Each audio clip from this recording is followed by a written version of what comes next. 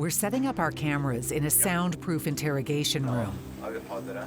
Outside this door, a blindfolded and handcuffed Jack Letts is being led down the hall. Bewildered and barefoot, he steered into our makeshift studio. Were you made aware that I was coming to see you, or did you know why you were brought here? No. This is the man the British tabloids branded Jihadi Jack, with a photo of what appears to be an ISIS salute, although his family points out it's a gesture he made long before he went to Syria in 2014. Jack has previously admitted to being a member of ISIS, but now claims he was under duress and wants to set the record straight. Was I an ISIS member? No. A lot of things I said a long time ago because I was scared, if that makes sense. I can't say everything because I'm still in prison. Maybe it will be the last opportunity I can to get this truth across, I don't know. Kurdish officials holding him and thousands of other foreign suspected ISIS members are calling on countries to take their citizens home. Since Jack has been stripped of his British citizenship, Canada is the only place he could be repatriated to.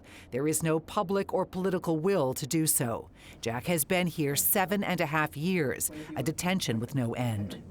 I don't know, I used to think a lot about the future and what might happen, but it's like being in a desert.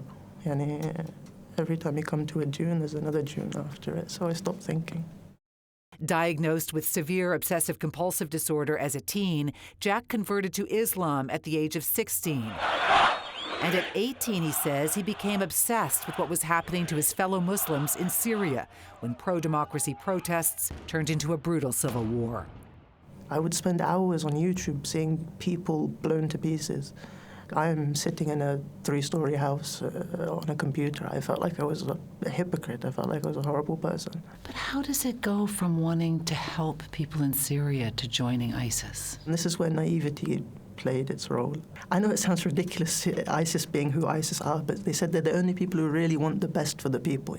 They're the ones who are really fighting for Syrians. Jack says once he arrived in Syria in 2014, he quickly learned that was a lie. I thought they were the right thing at the beginning, to be honest. As soon as I got there, I realized they weren't, which just led to them putting me in prison 3 times and almost killing me. Jack claims he became an enemy of ISIS inside their territory, that he was repeatedly jailed in places like this. I visited one of the many makeshift prisons ISIS created to torture non-believers and those who tried to escape their territory. It's just eerie to be in here, so claustrophobic. This is the size of one cell, and the people who were brought in here generally did not make it out of here alive. Without exaggerating, more than 20 of my close friends were killed by ISIS. It's amazing they didn't kill me. And they told me they were going to kill me, and they didn't. People will hear your story, and they will say, let him rot in a jail in Syria.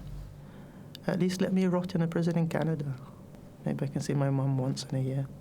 You recognize that if you're brought to Canada, you will likely face charges. I have no problem to go back to Canada now and they put me in prison for 100 years and I die in prison, no problem.